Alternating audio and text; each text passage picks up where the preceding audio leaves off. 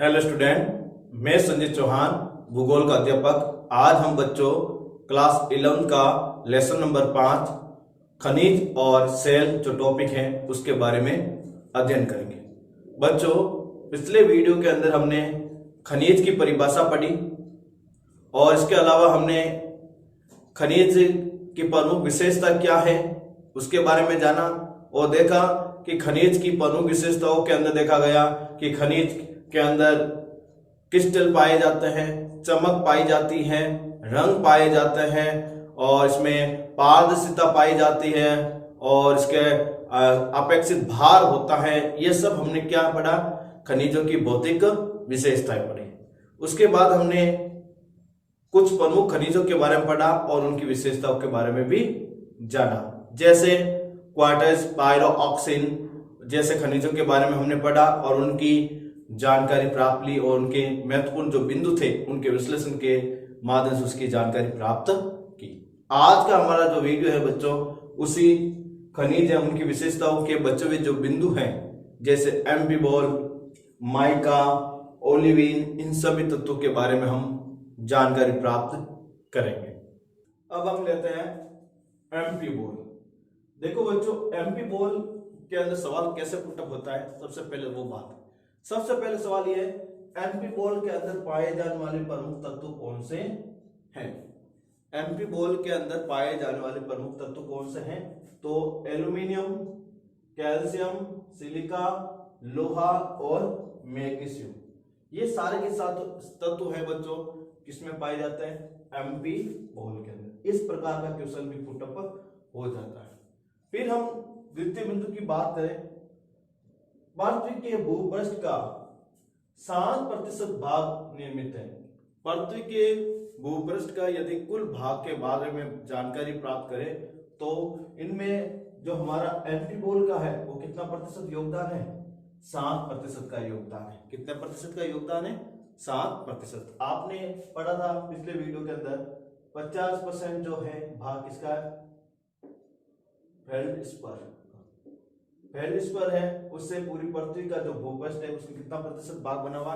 50% बना हुआ और एम्फीबॉल से 7%। अब अगले बात करें बिंदु की, ये हरे और काले रंग का होता है और एम्फीबॉल होता है वो हरे और किस रंग का होता है?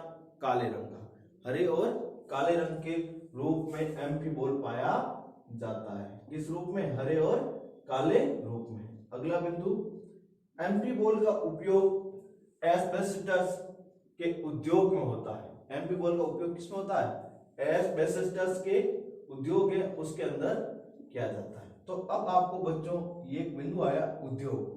क्या है? उद्योग। देखो, इस बिंदु के बारे में आपने 10th क्लास में पढ़ा है और ये चैप्टर भी आपने 10th क्लास में जाना है। 12th क्लास में जाओगे बच्चों तो उद्योग जो पार्ट है उससे संबंधित एक बहुत बड़ी इकाई के रूप में इसका अध्ययन करना होगा। उद्योग की परिभाषा, प्रकृति से प्राप्त कच्चे माल को मशीनरी द्वारा रूप परिवर्तन करके वस्तुओं को मूल्यवान बनाने वाली इकाई को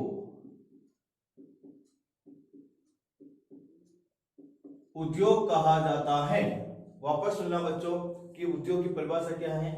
प्रकृति से प्राप्त कच्चे माल को मशीनरी द्वारा रूप परिवर्तन करके उसको मूल्यवान बनाने वाली इकाई को क्या कहा जाता है? उद्योग कहा जाता है। यदि हम एग्जाम्पल समझे तो बहुत है, जैसे कपास से संबंधित एक उद्योग होता है, वो होता है सूती वस्त्र उद्योग। देखो बच्चों, कपास है वो हमें किससे मिलती है? प्रकृति से मिलती है। किससे मिलती है बच्चों? प्रकृति से मिलती है। और फिर इन कपास को हम विभिन्न प्रकार के मशीनरी द्वारा इसके कपास के अंदर जो बिनोले होते हैं उसको अलग कर और रुई को अलग कर उस रुई से क्या बनाया जाता है? धागा। क्या बनाया जाता है? धागा। तो आप कपास के तुलना में धागा क्या होगा? महंगा होगा। फिर धागे से क्या बन जाएगा? कपड़ा। तो धागे से रूप परिवर्तन करके क्या बन गया है? कपड़ा। तो कपास की तुलना में जब कपड़ा बनता है तो उसका मूल्य क्या हो जाता है? अधिक हो जाता है। तो प्रकृति से जो भी पदार्थ मिला वो मशीन द्वारा रूप परिवर्तन करके उसको मूल्यवान बनाने वाली इकाई को हम क्या कहते हैं? उद्योग कहते हैं। क्या कहते हैं बच्चों? उद्योग। हॉर्नब्लैंड भी एमपी बॉल का उदाहरण है। और एक और खनिज तत्व है हॉर्नब्लैंड, ये भी किसका उदाहरण माना जाता है? एमपी बॉल का। क्या है? एमपी बॉल का। तो आपके सवाल क्या हुआ पुटअप? एमपी बॉल के अंदर पाए जाने वाले प्रमुख तत्व कौन से हैं? पहला क्वेश्चन, एमपी बॉल पृथ्वी के भूपृष्ठ का कितना प्रतिशत भाग है? दूसरा क्वेश्चन, 7%। एमपी बॉल के रंग कैसे होते हैं या किस रंग में पाए जाते हैं? हरे और काले रंग में पाए जाते हैं। एमपी बॉल का उपयोग किस में किया जाता है? एस्बेस्टस के उद्योग में होता है। एमपी बॉल का अन्य उदाहरण कौन सा है? हॉर्नब्लैंड। ये इनके अन्य उदाहरण है। फिर अगला जो बिंदु है वो है माइका। क्या खनिज है? माइका। अब माइका, सबसे पहले क्वेश्चन यही बनता है बच्चों, माइका के अंदर पाए जाने वाले तत्व कौन से हैं? किसके अंदर? माइका के अंदर पाए जाने वाले तत्व कौन से? तो माइका के अंदर पाए जाने वाले तत्व पहले पोटेशियम। कौन सा है? पोटेशियम। दूसरा एल्यूमिनियम।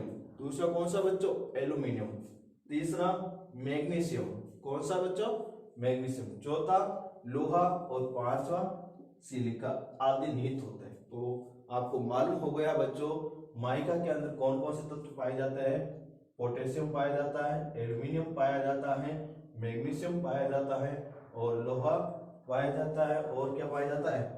सिलिका पाई जाती है। ये सारे जो तत्व है वो किसके अंदर पाए जाते हैं बच्चों? माइका खनिज के अंदर।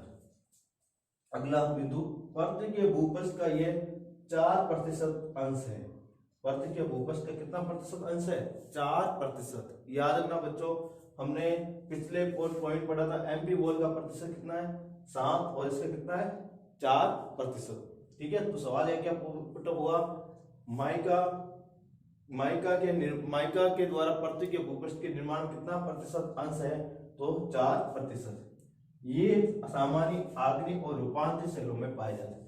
और ये जो माइका है वो 2 प्रकार के सेलों में पाया जाता है, एक आग्नेय सेल में, एक रूपांतरित सेल में। अब आपके सामने शब्द आए वो सेलों के नाम। एक है आग्नेय सेल। देखो आग्नेय सेल का जो निर्माण है वो ज्वालामुखी के दौरान निकलने वाले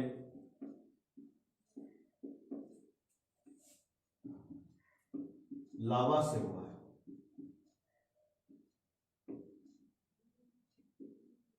याद रखना आग्नेय सेल का निर्माण है वो ज्वालामुखी से निकलने वाले किससे हुआ है? लावा से हुआ है। फिर आपसे पूछ ले रूपांतरित सेल। तो रूपांतरित सेल का सीधे से याद रखना, जब आग्नेय सेल और अवसादी सेल, जब आग्नेय सेल और अवसादी सेल, आग्नेय व अवसादी सेल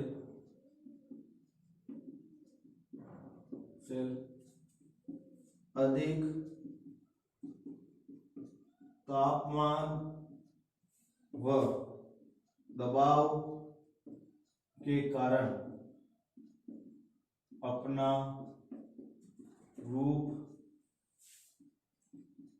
परिवर्तन कर लेते हैं, उसी को हम क्या कहते हैं? रूपांतरित सेल। वापस सुने ना बच्चों, आग्नेय व रूपांतरित सेल की परिभाषा, आग्नेय ज्वालामुखी से ज्वालामुखी के दौरान निकले वाले लावे से किसका निर्माण हुआ है? आग्नेय सेल का निर्माण हुआ है। रूपांतरित सेल आग्नेय व अवसादी सेल अधिक तापमान व दबाव के कारण अपना रूप परिवर्तन कर लेते हैं उसी को हम क्या कहते हैं, रूपांतरित सेल। अब अगला है इसका बिंदु, विद्युत उपकरणों में माइका का प्रयोग होता है। याद रखना बच्चों, माइका का उपयोग किसमें होता है, विद्युत उपकरणों में। याद रखना माइका का प्रयोग किसमें होता है, विद्युत उपकरणों के अंदर माइका का प्रयोग होता है। तो सवाल क्या क्या बने, माइका के अंदर पाए जाने वाले प्रमुख तत्व कौन से हैं। पहला क्वेश्चन, माइका पृथ्वी के भूपृष्ठ पे कितना प्रतिशत अंश है, तो कितना प्रतिशत अंश है, 4%। माइका किन सेलों के अंदर पाया जाता है, आग्नेय और रूपांतरित सेलों के अंदर माइका पाया जाता है, और विद्युत उपकरणों में इसका क्या होता है, उपयोग होता है। अब है ओलिविन, क्या है, ओलिविन। सवाल क्या बनता है बेटा, पहले ओलिविन के अंदर पाए जाने वाले प्रमुख खनिज तत्व कौन से हैं, तो मैग्नीशियम, लोहा तथा सिलिका ओलिविन के प्रमुख तत्व है। देखो बच्चों कौन कौन से तत्व है, मैग्नीशियम, लोहा, सिलिका, ओलिविन के प्रमुख क्या है, तत्व। तो कितने तत्व है, 3, मैग्नीशियम, लोहा और सिलिका। ठीक है बच्चों। अब इसके उपयोग किसमें किया जाता है, तो ओलिविन का उपयोग आभूषणों में किया जाता है। मतलब कोई प्रकार के आभूषण बनाते हैं उस समय ओलिविन का उपयोग होता है। ओलिविन हरे रंग का क्रिस्टल होता है, और ओलिविन का रंग कैसा पाया जाता है, हरे रंग का। कैसा रंग है, हरे रंग का, याद रखना। और ये बेसाल्ट सेलों में पाया जाता है। और ये किस सेलों में पाया जाता है, बेसाल्ट। जो समुद्र की तली के अंदर सबसे ज्यादा कौन सेल पाई जाती है, बेसाल्ट। और भूपटपट्टी के ऊपर कौन सेल पाई जाती है, ग्रेनाइट। याद रखना, ठीक है बच्चों। और बेसाल्ट है वो किसका उदाहरण है, आग्नेय सेल का। किसका उदाहरण है, आग्नेय सेल। और यदि हम देखते हैं और गहराई तो सारी आग्नेय सेल का यह उदाहरण है। तो याद रखना, ओलिविन किस सेलों में पाया जाता है, बेसाल्ट सेलों के अंदर पाया जाता है। अब अगर ये देखते हैं वो बिंदु, अन्य खनिज में देखते हैं तो chlorite, calcite, magnetite, hematite, bauxite तथा बेराइट जैसे अन्य कुछ मात्रा में पाए जाते हैं। ये सारे जो खनिज हैं कुछ मात्रा में देखने को धरातल पर मिलते हैं। तो याद रखना बच्चों, मैग्नेटाइट और हेमेटाइट दो प्रकार के लौह तत्व हैं। मैग्नेटाइट और दूसरा हेमेटाइट, ये दो प्रकार के क्या है, लौह तत्व है। ठीक है। इन दोनों तत्वों को जो निर्धारण है वो लौह के अंश की मात्रा के आधार पर करते हैं। किसके आधार पर करते हैं बच्चों, लौह के अंश की मात्रा। जैसे मैग्नेटाइट है, इसमें लौह की जो प्रधानता होती है वो 90% से अबव होती है। 90% से क्या होती है, अबव होती है। और ये 90% से क्या होती है, कम होती है। याद रखना। और हेमेटाइट किस्म का जो लोहा है वो भारत में सबसे ज्यादा पाया जाता है। याद रखना बच्चों, भारत के अंदर सबसे ज्यादा जो लोहा है वो किस क्वालिटी का है, हेमेटाइट का। और सबसे उच्च क्वालिटी का जो लोहा है वो कौन सा है, मैग्नेटाइट। कौन सा है, मैग्नेटाइट। इसके अलावा आपको पता है बॉक्साइट का उपयोग सीधा उपयोग में ना लेकर बल्कि बॉक्साइट को प्रगलन करते हैं और उससे क्या बनता है, एल्यूमिना। क्या बनता है, एल्यूमिना। और एल्यूमिना से क्या बनता है, एल्यूमिनियम। याद रखना, बॉक्साइट किसका अयस्क है, याद रखना एल्यूमिनियम का अयस्क है। याद रखना, ऑक्साइड को उस ताप पर प्रगलन करते हैं तो एल्यूमिना बनता है और उसी एल्यूमिना से क्या बनाया जाता है, एल्यूमिनियम। क्या बनाया जाता है, एल्यूमिनियम। तो आपने देखा बच्चों, धरातल पर पाए जाने वाले कुछ खनिज जिनकी विशेषता के बारे में हमने अध्ययन किया है। अब हम पढ़ेंगे खनिज, धात्विक खनिज और अधात्विक खनिज। क्योंकि खनिज को दो भागों में बांटा गया है, एक धात्विक खनिज और एक अधात्विक खनिज। धात्विक खनिज को आपको बताइए बहुमूल्य खनिज के रूप में भी बांटा गया है, लोह खनिज के रूप में भी बांटा गया और अलोह खनिज के रूप में बांटा गया है। और अधात्विक खनिज के अंदर आपने देखा होगा इसमें सीमेंट, पत्थर ये सारे आते हैं जिसे अधात्विक के अंतर्गत लिया गया। तो अब हम देखेंगे धात्विक और अधात्विक खनिजों के बारे में। अब हम देखते हैं खनिज के दो प्रकार, धात्विक खनिज और अधात्विक खनिज। पहले बच्चों आपको मालूम होना चाहिए धात्विक खनिज किसे कहते हैं और अधात्विक खनिज किसे कहते हैं। पहले हम लेते हैं धात्विक खनिज। कौन सा खनिज? धात्विक खनिज। ऐसे खनिज जिसमें धातु के अंश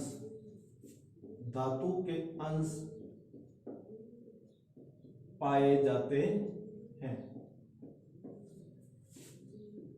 ऐसे खनिज जिसमें धातु के अंश पाए जाते हैं उसे धात्विक खनिज कहते हैं। फिर धात्विक खनिज को हम 3 रूपों में पढ़ेंगे। पहला बहुमूल्य खनिज,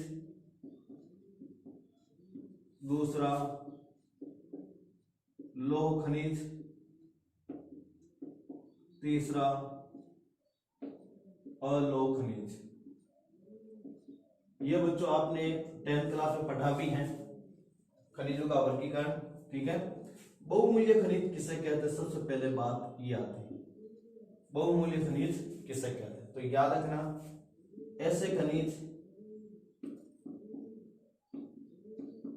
जिनकी मात्रा प्रकृति में कम होती है लेकिन उन खनिजों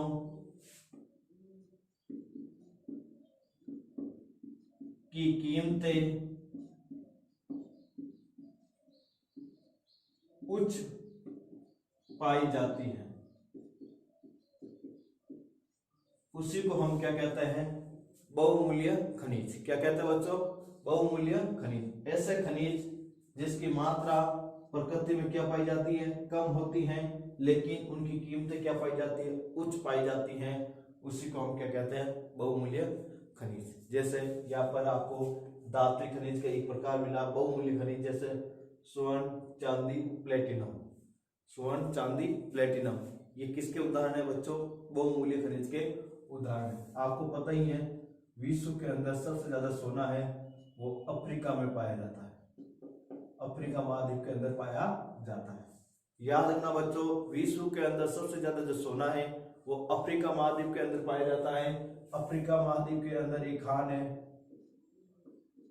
जोहान्सनबर्ग के अंदर, जोहान्सनबर्ग जो देश क्षेत्र है उसके अंदर अफ्रीका महाद्वीप के अंदर सबसे ज्यादा सोना निकलता है और उस खान का नाम है विटवाटसरेट। क्या नाम है? विटवाटसरेट नाम की जो खान है वहां से यह सोना का निष्कासन सबसे ज्यादा होता है। भारत के अंदर, कर्नाटक के अंदर जो कोलार की खान है, भारत में कर्नाटक के अंदर जो कोलार की खान है वहां सबसे ज्यादा सोना पाया जाता है। चांदी का सबसे बड़ा जो भंडारण क्षेत्र है वो मैक्सिको है। कौन सा है? मैक्सिको। और भारत के अंदर देखा जाए तो राजस्थान के अंदर सबसे ज्यादा चांदी का निष्कासन किया जाता है। चांदी का निष्कासन कहाँ किया जाता है? राजस्थान के अंदर। आपने देखा होगा उदयपुर की जावर की खान है, वहां पर भी चांदी निकलती है। फिर प्लेटिनम, प्लेटिनम का सबसे बड़ा उत्पादक देश है वो अफ्रीका महाद्वीप है। कौन सा है? अफ्रीका महाद्वीप के अंदर सबसे ज्यादा प्लेटिनम मिलता है। विश्व की महंगी धातुओं में प्लेटिनम और हीरे का प्रथम स्थान माना जाता है। ठीक है बच्चों, तो आपने देखा बच्चों, आपने ये देखा कि मुख्य जो बहुमूल्य खनिज है वो स्वर्ण है, चांदी है, प्लेटिनम है, ये सारे पाए जाते हैं। तो ऐसे खनिज जिनकी मात्रा प्रकृति में कम होती है लेकिन उन खनिजों की कीमतें क्या पाई जाती है? उच्च पाई जाती है, उसे क्या कहते हैं? बहुमूल्य खनिज। फिर अगला है लौह खनिज। कौन सा खनिज? लौह खनिज। ऐसे खनिज जिसमें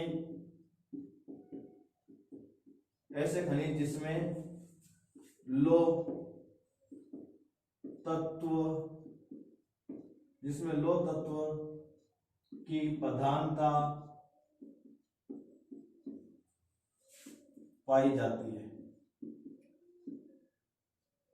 लौह तत्व की प्रधानता पाई जाती है उसी को हम कहते हैं लौह खनिज। क्या कहते हैं? लौह खनिज। जैसे ऐसे खनिज जिसमें लौह तत्व की प्रधानता पाई जाती है उसे लौह खनिज के नाम से जाने जाते हैं। जैसे यहाँ पर हमने लिखा भी है लौह धातु, लौह स्टील के निर्माण के लिए लौह में मिलाई जाने वाली अन्य वस्तुएं। लौह के धातु के लिए जो लौह में मिलाने के लिए जो भी तत्व प्राप्त करते हैं वो लौह खनिज के अंतर्गत आता है। जैसे उदाहरण के लिए लोहा, स्टील, ये लौह धातु के उदाहरणों में से ही एक है।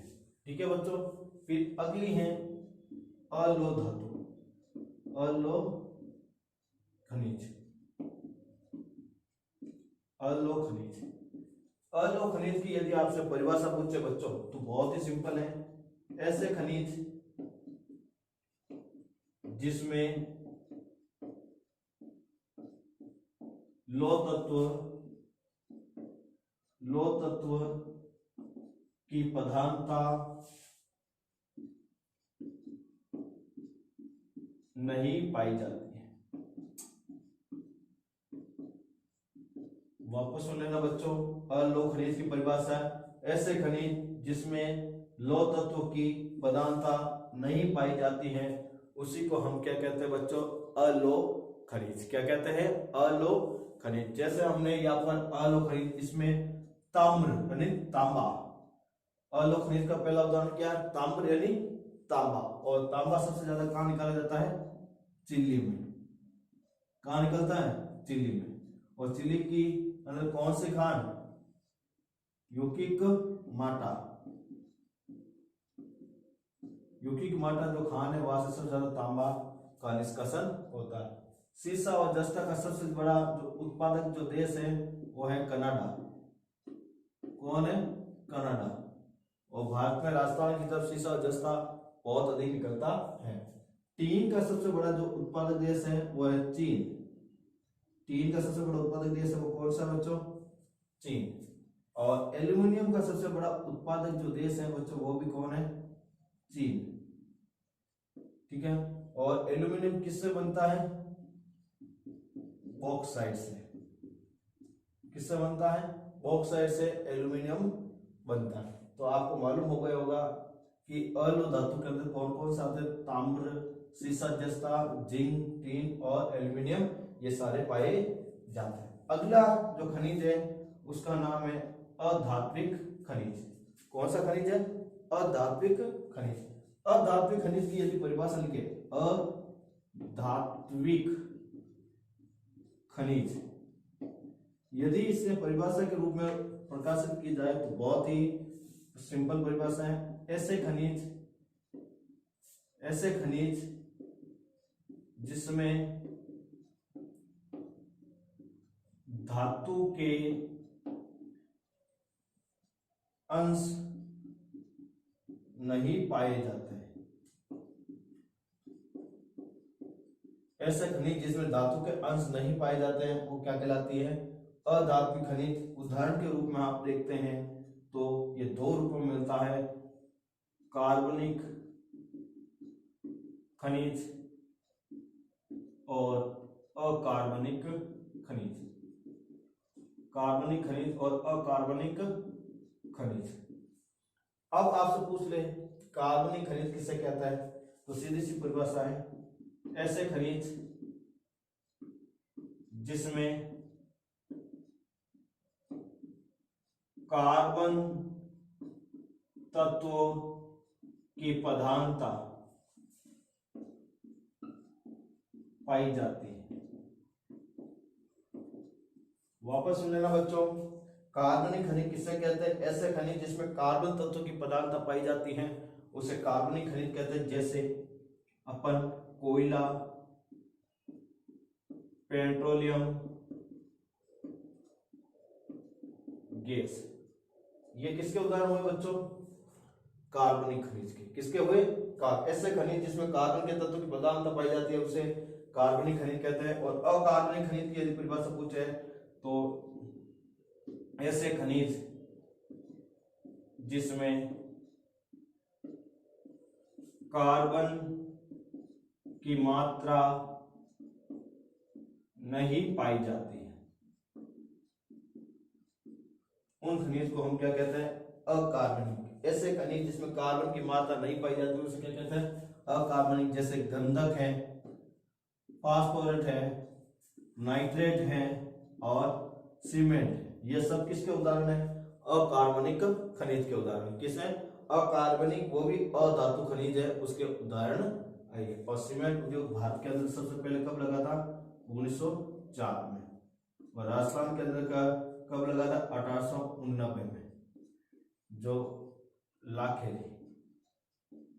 और ये जो सीमेंट उद्योग था वो हमारे 1889 में नहीं, 1923 के अंदर, 1923 के अंदर लाखेरी में लगा था। 1889 के अंदर भारत के अंदर पहली कपड़ा मिल, कर्षणा मिल लगी थी, जो दामोदर जी व्यास ने लगाई थी 1889 के अंदर, याद रखना।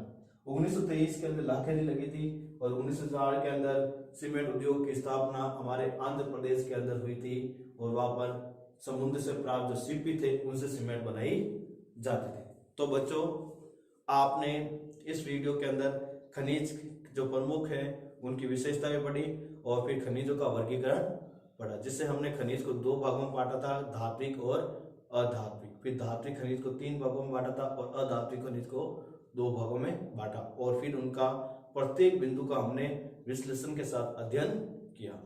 अब जो नेक्स्ट वीडियो होगा उसके अंदर सेल जो टॉपिक है उसके बारे में विस्तार से अध्ययन करेंगे और प्रमुख सेलों का वर्गीकरण भी पढ़ेंगे। Thank you.